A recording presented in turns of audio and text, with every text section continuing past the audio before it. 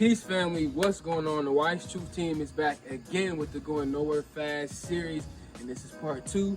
Just a little recap of what we did in part 1. If you missed it, we introduced the concept of going nowhere fast, aka now here. And the ending of it, we left you all with the question, and that basically was, what are you going to do now that you are now here going nowhere fast? And then it went further into the concept of arriving at your new arrival point in time, which translated into being in the present at every point in time. So the question was, what are you going to do now that you are here? Secondly, we talked about 2 out of 5 of the 5 key elements of continuous growth. And the first 2 that we talked about was writing down your specific goals and milestones. And the second one was creating a timeline around each of those goals. Now, before we go into the next 2 out of the 5, I want to give you guys a brief story about how I chose to do something when I asked myself, what am I going to do now? So when I was in college, I was an undergrad. My last year, I had a kid. Many of you that know me know who my son is. And it was a struggle. I was going through so many different emotions because I didn't know whether or not I was going to finish school. Luckily, I had a mentor in my life that gave me wise words and wisdom on how to create a balance for being a father, a significant other, and a student. At the same time, I was involved in a multitude of different organizations and I was overwhelmed. So I had to sit down and ask myself, what am I going to do now that I am here in this particular situation in the present? So one thing that I did, and something told me, something spoke to me. I don't know if it was my inner self or whatever it was. It told me to create a 5-year plan. So I created my 5-year plan with specific goals, specific ideas, and a timeline of each thing that I wanted to cross off. Understanding that 5-year plans are important when it comes down to finances and growing in life, I knew that I needed to create it now that I had a little person depending on me. So I created my 5-year plan, and within that 5-year plan, each year was a specific word. It was a word dedicated to how I felt for that entire year.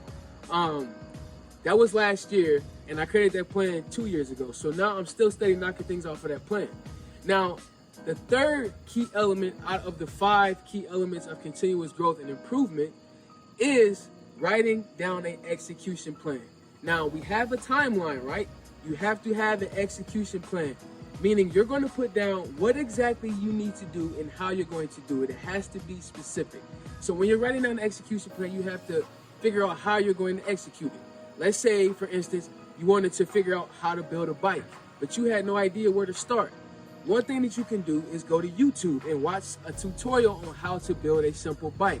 Within your execution plan, you can watch a YouTube tutorial on how to put together a bike. And once you watch the tutorial and you master it, you begin to build the bike. That is a part of your execution plan, family. You have to understand that executing is the most important thing you have to do, because we can create goals, we can create a timeline, but if you're not executing it, then it's not going to make sense when you look at it and see that you're not getting the results that you want or desire. It's important to execute, and many of us do not know how to execute, but you have to surround yourself with people who have execution down to a T. They're crossing their T's and they're dotting their I's, family. The 4th key element that we want to talk about is creating a progress tracker. Okay, now along with your timeline, along with your execution plan, you have to have a progress tracker. And it is meant to see that you're meeting your goals and executing them during those specific times and dates. Now, if you realize that you're not doing that and something is keeping you from doing that, you have a delay in your execution plan. Now, the tracker is meant to help you figure out what that delay is. You have to look at all areas of your execution and see what the delay is.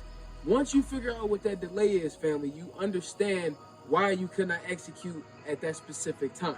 So once you got that delay, you figure out how to avoid that delay. In turn, that is called learning from your failures and mistakes. When you failed, you learned a lesson, and that's a very important thing that we have to keep in mind when we're trying to experience continuous growth in this life, family. Learn from your failures, because that creates a lesson, and once you learn from that, you apply it next time, and you're going to be better. That's something that we have to understand, family, when it comes down to continuous growth and improvement. And out of those 4, we have one more, but we'll talk about it in the next video, family. So stay tuned. Peace.